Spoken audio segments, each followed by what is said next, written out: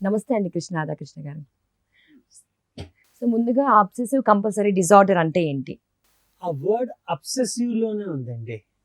Obsessive అంటే too much involve అయిపోవడము, two మచ్గా ఆలోచించడము, అబ్సెసివ్గా ఆ యొక్క విషయం గురించి తన మీద తనకు సెల్ఫ్ డౌట్ ఉండడము, దాన్ని అబ్సెసివ్ కంపల్సరీ డిజార్డర్, దాన్నే ఓసిడి అంటారు. ఓసిడి అన్నది అబ్సెసివ్ కంపల్సరీ డిజార్డర్ ఎక్కడొస్తుందంటే, మీరు అటువంటి వాళ్ళని మీరు చూసుంటారు. కొంతమంది చేసిన పనే చేస్తూనే ఉంటారు, చేసిన పనే చేస్తుంటారు, సర్దినద్దే సర్దుతుంటారు, తుడిచిందే తుడుస్తుంటారు. మళ్ళీ వాళ్ళు బయటికి రాగానే మళ్ళీ వాళ్ళకి డౌట్ అన్నమాట. అంటే ఇప్పుడు వాళ్ళకు స్కూటర్ పార్క్ చేశారు, స్కూటర్ పార్క్ చేసిన దానికి లాక్ చేశానా చేయలేదా, మళ్ళీ పోయి ఏం చేస్తారో తెలుసా, ఆ లాక్ని మళ్ళీ పోయి వాళ్ళకి చెక్ చేసుకుంటారు. ఏంటి లాక్ చేశానా చేయలేదా అని చెప్పి ఇంటికి తాళం వేస్తారు. ఇంటికి తాళం వేసిన తర్వాత లిఫ్ట్లోకి పోయి కిందికి వచ్చేటప్పుడు అసలు నేను తాళం వేసానా వదిలేసి వచ్చానా అని వాళ్ళకు ఒక డౌట్ వస్తుంది. వాళ్ళు ఏం చేస్తారు, మళ్ళీ వాడు పూర్తిగా లిఫ్ట్ పైకి వెళ్ళి మళ్ళీ దాన్ని చెక్ చేసా అమ్మా వేసానని చెప్పేసి మళ్ళీ వాళ్ళు వస్తారన్నమాట. ఈ అబ్సెసివ్ కంపల్సరీ డిజార్డర్ అండి, మొన్న ఈ మధ్యన ఎప్పుడైతే కరోనా వచ్చిందో అప్పుడైతే ఇంకా ఎక్కువైపోయిందండి. అది ఎంత ఎక్కువైపోయిందంటే అంటే వాళ్ళు ఆ శానిటైజర్ పూసుకొని ఎంత పూసుకున్నారంటే ఈ చర్మం కూడా ఊడిపోయేదన్నమాట. అంటే ఆ లెవెల్ లోపల అబ్సెసివ్ కంపల్సరీ డిజార్డర్ లేని వాళ్ళకు కూడా అది లేదా అంటిందన్నమాట. ఈ అబ్సెసివ్ కంపల్సరీ డిజార్డర్ అన్నది ఈ మధ్యన చాలా కామన్ అయిపోయే కారణం ఏంటంటే, ది పీపుల్కి వాళ్ళ మీద వాళ్ళకే నమ్మకం లేకపోవడము. ఇంకోటి, వీళ్ళ లోపల ఒక డౌట్ ఉంటుందన్నమాట. అంటే వీళ్ళందరినీ కూడా డౌటింగ్ థామసెస్ అని చెప్పి కూడా అనొచ్చు మనం. ఈ డౌటింగ్ థామసెస్ అన్నది వాళ్ళల్లో ఎంత కేపబిలిటీ ఉన్నా, వాళ్ళల్లో ఎంత వీళ్ళ లోపల నాలెడ్జ్ ఉన్నా, ఎంత వీళ్ళకి అవేర్నెస్ ఉన్నా కూడా సమ్వేర్ వాళ్ళ మీద వాళ్ళకే నమ్మకం ఉండదు, వాళ్ళ పని మీద వాళ్ళకే నమ్మకం ఉండదు. దానికోసం ఏం చేస్తారంటే వీళ్ళు 1-2 సార్లు చెక్ చేసుకుంటారు. ఆ 1-2 సార్లు చెక్ చేసుకునేది ఏమవుతుంది, అది మరీ ఎక్కువైపోయి అది టూ మచ్ అయిపోవడం వల్ల ఒక అబ్సెసివ్ కంపల్సరీ డిజార్డర్ వీళ్ళ లోపల వచ్చేసిన తర్వాత ఇటువంటి వాళ్ళు చాలామంది వాళ్ళ ఫ్రెండ్స్ కానీ ఫ్యామిలీ మెంబర్స్ కానీ ఒక్కోసారి వాళ్ళని అవహేళన కూడా చేస్తుంటారు. ఏంటి నీ మీద నీకే నమ్మకం లేదా, ఇగో నీకు ఎట్లయినా మళ్ళీ పోయి చూసుకుంటావు కదా, సరే మళ్ళీ పోయి చూసుకోమని చెప్పేసి. రైట్. ఇప్పుడు ఎప్పుడో ఒకసారి ఎక్కడో వినుంటారు వీళ్ళు, ఎవరో గ్యాస్ వదిలేశారు, అది ఫైర్ పట్టుకుంది ఇల్లు, లేదా ఫైర్ అయిపోయింది అని చెప్పేసి వాళ్ళకి తెలిసిన వాళ్ళు ఎక్కడో వింటారు. వీళ్ళకి ఎక్కడో అక్కడ డౌట్, వీళ్ళకి ఏంటి నేను గ్యాస్ స్టవ్ ఆఫ్ చేశానా చేయలేదా, మళ్ళీ ఏం చేస్తారు, all the way the go back, మళ్ళీ దాన్ని లేచి ఆఫ్ చేస్తారు. ఇంకా కొంతమంది అయితే రాత్రి నిద్రపోతుంటారు, రాత్రి 2-3 వీళ్ళకి మెలకు వస్తుంది, వీళ్ళకి సడన్గా డౌట్ వస్తుంది, ఏంటి నేను లేదా ఆఫ్ చేశానా చేయలేదా అని చెప్పేసి వీళ్ళేం చేస్తారు, మళ్ళీ పోయి దాన్ని ఆఫ్ చేస్తారు. దీన్నే లేదా అబ్సెసివ్ కంపల్సరీ డిజార్డర్ అంటారు. ఈ అబ్సెసివ్ కంపల్సరీ డిజార్డర్ని అది మనం ఓవర్కమ్ కావచ్చు. సో అంటే ఈ ఓసిడి లక్షణాలు ఏ విధంగా ఉంటాయి అంటారండి? ఓసిడి లక్షణాలండి, వీళ్ళలో సెల్ఫ్ డౌట్ చాలా ఎక్కువ, వీళ్ళలో అపనమ్మకం చాలా ఎక్కువ, వీళ్ళలో సెల్ఫ్ కాన్ఫిడెన్స్ అంటే ఆత్మస్థైర్యం వీళ్ళలో చాలా తక్కువ, వీళ్ళ లోపల లో సెల్ఫ్ ఎస్టీమ్. కారణం ఏంటంటే వీళ్ళకి ఎక్కడో అక్కడ జీవితంలో వీళ్ళు దెబ్బతిన్నారు, వీళ్ళు చేసిన మిస్టేక్స్ వల్ల వీళ్ళు కొద్దిగా అపహాస్యం పాలైనారు. People made fun of them. దాంతో ఏమైపోతుంది, ఇటువంటి వాళ్ళు మళ్ళీ నేను వేరే వాళ్ళతో ఇన్సల్ట్ కాకూడదు, ఇటువంటి వాళ్ళతో మళ్ళీ నేను అవహేళన కాకూడదు, నేను చేసిన తప్పు మళ్ళీ చెయ్యకూడదు అని చెప్పి ఏం చేస్తారు, మళ్ళీ పోయి అదే పని చేస్తుంటారు. దానివల్ల కూడా ఓసిడి వచ్చే ప్రమాదం ఉంది. ఇటువంటి వాళ్ళ లోపల ఇంకొక క్యారెక్టర్ ట్రైట్, వీళ్ళందరూ కూడా పర్ఫెక్షనిస్టులు. అంటే ఏది చేసినా కూడా ఈ చిన్న వెంట్రుక వాసి మిస్టేక్ కూడా ఉండకూడదు అనే ఒక జిజ్ఞాసతోటి వీళ్ళు ఏం చేస్తారు, ప్రతి ప్రతిసారి డబుల్ చెక్ ట్రిపుల్ చెక్ చేసుకుంటుంటారు. అదే స్లోగా అలవాటైపోయి నేను చేసిన పని కరెక్ట్ అన్నా కూడా ఒకసారి చెక్ చేసుకున్న తర్వాత వీళ్ళకి అది కరెక్ట్ అనిపించినా కూడా మళ్ళీ పోయి వాళ్ళు దాన్ని రీచెక్ చేస్తుంటారు. ఇటువంటి క్యారెక్టర్ ట్రేట్స్ ఉన్నవాళ్ళు వీళ్ళు డెఫినెట్గా వీళ్ళ లోపల ఇటువంటి హ్యాబిట్స్ నుంచి ఓవర్కమ్ కావచ్చు. This is not a major mental disorder కాదు. ఇది ఒక హ్యాబిట్ ఫార్మేషన్ లోపల వీళ్ళలో కొంత మిస్టేక్ జరిగింది. ఎందుకు? Then there is something called as law of harvest. You sow a thought, you reap an action. You sow an action, you reap a habit. You sow a habit, you reap a character. You sow a character, you reap your destiny. To change your destiny you have to change your thoughts. ఒకవేళ మంచి thoughts కనుక అయిందనుకోండి, ఆ మంచి thoughts over and over and over ప్రతిసారి దాన్ని repeat చేసినట్టయితే ఆ మంచి థాట్స్ కాస్త మంచి అలవాట్లుగా మారుతాయి. ఆ మంచి అలవాట్లు కాస్త మనకి మంచి భవిష్యత్తుని అది నిర్దేశిస్తుంది. ఒక మంచి భవిష్యత్తు కనుక ఉన్నట్టయితే జీవితంలో అది మన యొక్క తలరాతనే మార్చేస్తుంది. అందుకోసం అని చెప్పేసి ఇటువంటి ఓసిడి వాళ్ళు ఉన్నవాళ్ళు వీళ్ళలో అవేర్నెస్ చాలా తక్కువగా ఉంటుంది. అంటే వాళ్ళ పట్ల వాళ్ళకి ఆ చేసే పని మీద ధ్యాస ఉండదు. ధ్యాస లేకపోవడం వల్ల ఏదో ఒకటి పని చేసేస్తారు. ఆ పని చేసిన తర్వాత అప్పుడు గుర్తుకొస్తుంది, నేను చేసిన పని కరెక్ట్ అవునా కాదా, నేను చేసింది కరెక్ట్ అవునా కాదా, అంటే అది అయిందా కాలేదా, మళ్ళీ పోయి రీచెక్ చేసుకుంటారు. అటువంటి ఓసిడీలని మనం తప్పకుండా దీన్ని ఓవర్కమ్ కావచ్చు. సో అంటే ఇది మనకు ఓసిడి వచ్చిందని ఎలా గుర్తించాలి? అసలు ఇది రావడానికి రీజన్స్ ఏంటంటారు? ఈ ఓసిడి రావడానికి కారణము మన లోపల మనకి అపనమ్మకము.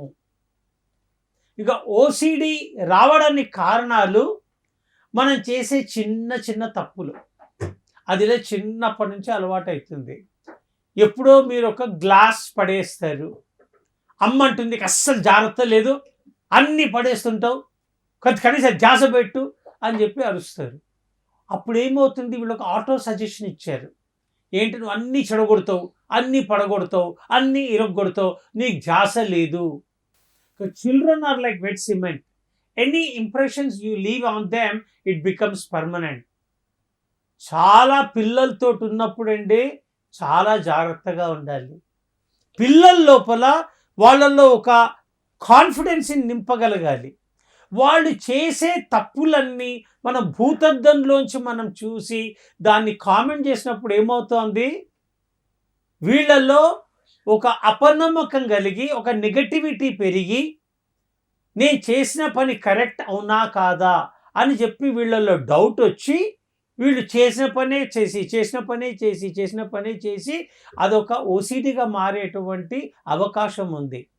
ఫర్ ఎగ్జాంపుల్, ఆ చిన్న పిల్లలు ఎగ్జామ్స్ రాస్తారు, ఏదో తొందర లోపల ఏదో ఒక క్వశ్చన్ ఏదో ఒక బిట్ మర్చిపోయినారు. దానికి పేరెంట్స్ దాన్ని ఎంత పెద్ద డ్రామా, దానికి ఎంత పెద్ద సీన్ క్రియేట్ చేస్తారు అంటే ఆ చిన్న పిల్లల లోపల నా కాన్సన్ట్రేషన్ లేదు, నేను ఏ పని చేసినా సరిగ్గా చెయ్యను, నాకన్నా మిగతా వాళ్ళు ఇంటెలిజెంట్ కానీ నేను కాదు, నా లోపల అవేర్నెస్ లేదు, నేను ధ్యాస పెట్టలేను. ఎందుకు? ఆ పిల్లలు చిన్నగా ఉన్నప్పుడు నీ కాన్సన్ట్రేషన్ లేదు, ఏ పని చేస్తావు తొందరగా చేస్తావు, కనీసం కొంచెం ధ్యాస పెట్టి చెయ్యి అని చెప్పేసి ఏదైతే అంటారో, మనం ఏం చెప్తున్నామో ఇంపార్టెంట్ కాదు, ఎలా చెప్తున్నామో అన్నది చాలా important. Communication, how it is landing on the other person, అంటే మనం చెప్పే మాటలు ఎదురుంగ వాళ్ళ మనిషి మీద ఎటువంటి ప్రభావాన్ని చూపిస్తున్నాయి అన్నది తెలుసుకోవడం చాలా ముఖ్యము. ఆ యొక్క ఎట్లయితే వెట్ సిమెంట్ మీద మనం కాలు పడ్డా చేయి పడ్డా అది ఎట్లయితే పర్మనెంట్ అయిపోతుందో, చిన్నపిల్లల మనస్తత్వంలో కూడా మనం ఆచితూచి మాట్లాడాలి. వాళ్ళలో ఆత్మస్థైర్యాన్ని నింపే మాటలు మాట్లాడాలి, వాళ్ళలో కాన్ఫిడెన్స్ ఇచ్చే మాటలు మాట్లాడాలి.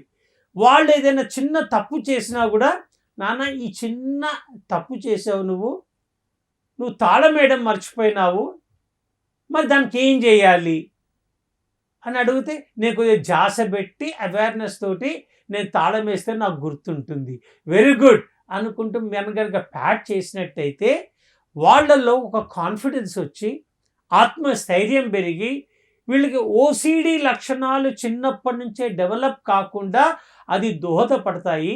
అందుకోసం అని చెప్పి that we should be very very careful. ఈ మాటలు మాట్లాడేటప్పుడు జాగ్రత్తగా మాట్లాడాలి. ఈజ్ ఇట్ ఎంపవరింగ్ లాంగ్వేజా, డిసెంపవరింగ్ లాంగ్వేజా అని మనం ఆలోచించాలి. ఆ చిన్న పిల్లల్ని చిన్నప్పటి నుంచే తల్లిదండ్రులు కనుక ప్రోత్సహించి ఒక ఎంపవరింగ్ లాంగ్వేజ్ కనుక వాడినట్టయితే వాళ్ళలో ఆత్మస్థైర్యం పెరిగి ఈ ఓసిడి లక్షణాలు డెవలప్ కాకుండా ఉంటాయి. అంటే అలాగే ఆ ఓసిడి అనేది అంటే మనం నెగ్లెక్ట్ చేస్తే ఏమైనా ప్రమాదం అయ్యే అవకాశం ఏమైనా ఉందా ఈ ఓసిడి వల్ల? ఓసిడి వల్ల కొన్ని ప్రమాదాలు కూడా జరుగుతాయండి. ఇప్పుడు చాలామంది నేను చూశాను, ఓసిడి ఉన్నవాళ్ళు ఎయిర్పోర్ట్కి వెళ్తున్నారు, మొత్తం ఇల్లంతా తాళం వేశారు, ఆ భర్తని వేధించుకొని తింటోంది. నేను ఇంటికి తాళం వేసానా వేయలేదా, ఏం ప్రాబ్లం లేదు, నేను పక్క వాళ్ళతో మాట్లాడతాను, లేదు నాకు వేయనట్టుంది, నాకు లేదా పోవాలని మళ్ళీ అప్పుడు మళ్ళీ ఇంటికి వెళ్ళేసి చెక్ చేసుకొచ్చేసరికి మన దగ్గర ట్రాఫిక్ ఎలా ఉంటుందో తెలుసు, మళ్ళీ వాళ్ళు వెళ్ళేసరికి ఇంటర్నేషనల్ ఫ్లైట్ వాళ్ళు మిస్ అయినారు. దానివల్ల అది లేదా నాన్ రిటర్నబుల్ అమౌంట్ టికెట్, ఆ డబ్బులు కూడా రాలేదు. ఎందుకు? ఈ చిన్న ఓసిడి ఇష్యూ వల్ల. కొంతమంది ఈ ఓసిడి వల్ల జరిగే నష్టాలు ఏమిటి అంటే, నలుగురిలో వీళ్ళు చులకనైపోతారు. నలుగురు చేసిన పని చేస్తున్నారు అని చెప్పేసి అవహేళన కనుక చేసినట్టయితే వీళ్ళలో ఆత్మస్థైర్యం తగిలి వీళ్ళలో నేను పనికిరాని వాడిని, నా లోపల అంత స్థైర్యం లేదు, నేను ఏ పని చేసినా కూడా సరిగ్గా చెయ్యను, మళ్ళీ పోయి ఎందుకు చూడాలి అనుకుంటూ మళ్ళీ పోయి మా వాళ్ళు చేసిన పనే చేయడం వల్ల ఏమవుతుందంటే దీనివల్ల నష్టాలు చాలా అనేకం ఉంటాయి.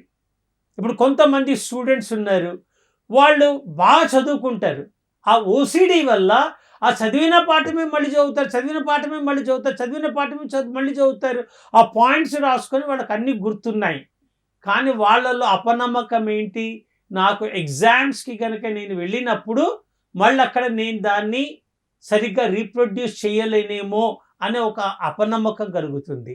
ఆ అపనమ్మకం వల్ల ఏమవుతుంది, వీళ్ళు మళ్ళీ అది మొత్తం రాసిందంతా మళ్ళీ చెకింగ్ చేసుకుంటుంటారు.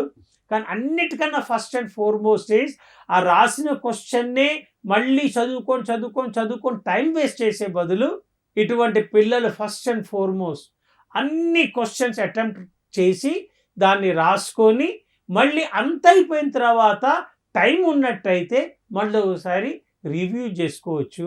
అన్ని క్వశ్చన్స్ రాశానా లేదా అని చెప్పి టిక్ చేసుకోవచ్చు.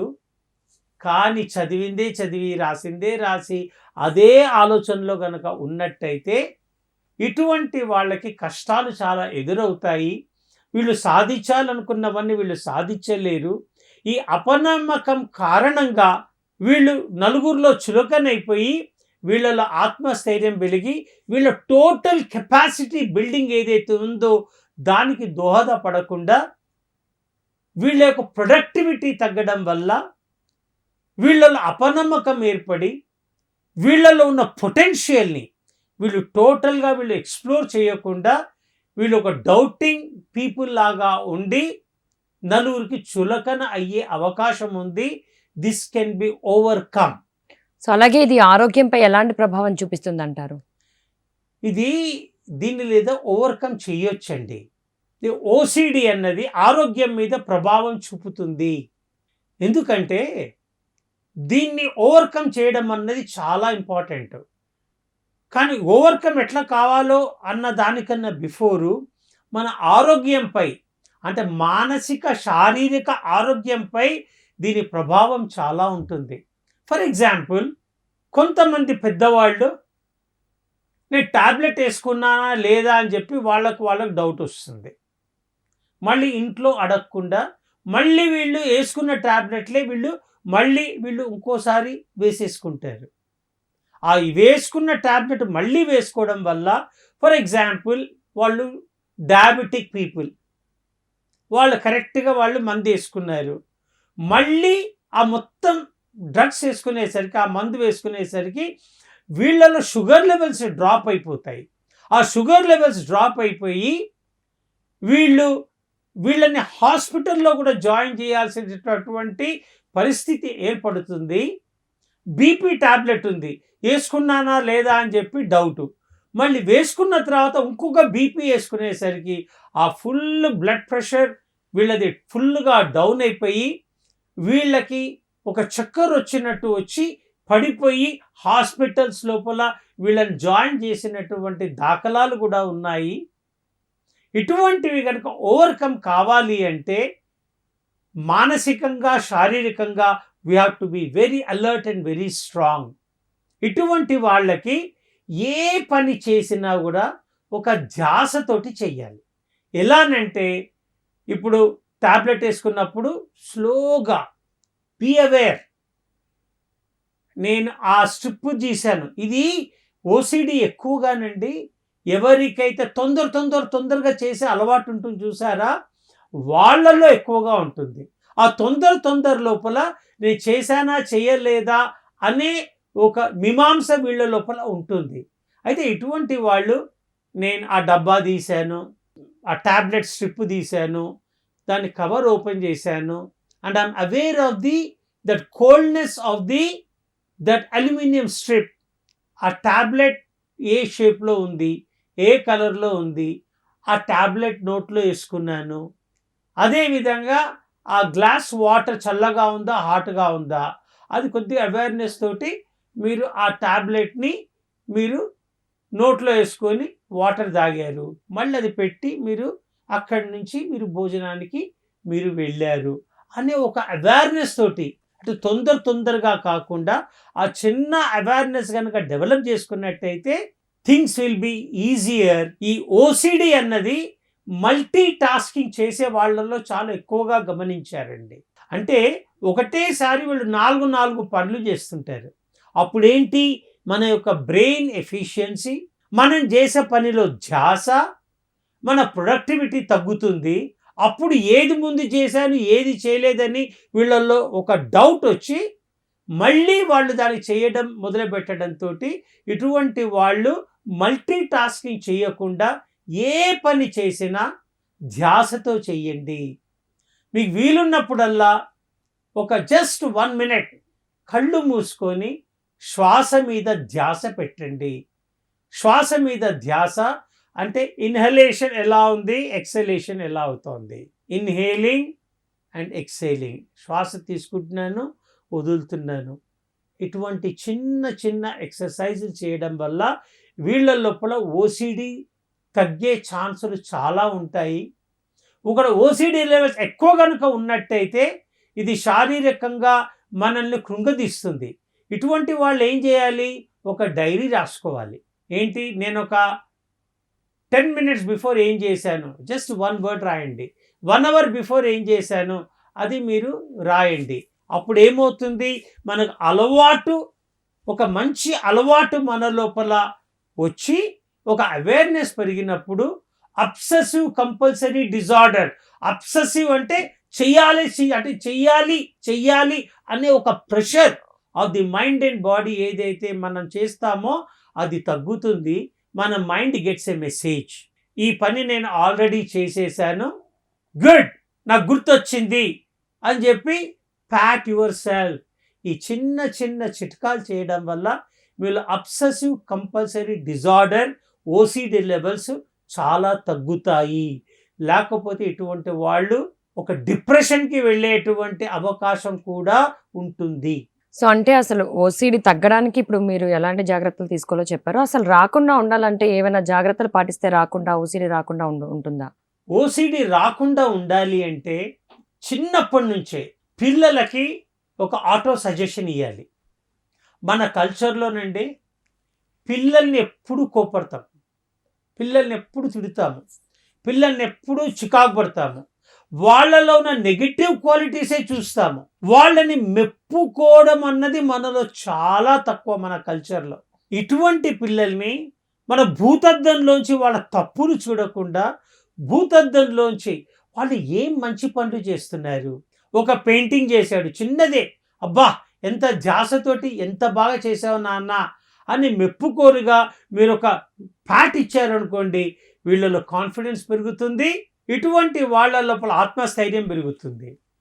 దాని తర్వాత ఏంటంటే వాళ్ళు ఏదైనా చేసిన పని మళ్ళీ చేయాలనుకుంటే మీరు అబ్జర్వ్ చేశారు, that you can tell the నాన్న నేను చూశాను, you have done it perfect, congratulations, నువ్వు ఇంకోసారి నువ్వు లేదా చూడాల్సిన అవసరం లేదు, నేను చేశాను, నీకు మంచి ధ్యాస ఉంది, నీకు మంచి అవేర్నెస్ ఉంది అన్న ఒక పాజిటివ్ స్ట్రోకింగ్ ఇచ్చినప్పుడు వీళ్ళ లోపల కాన్ఫిడెన్స్ బిల్డప్ అవుతుంది.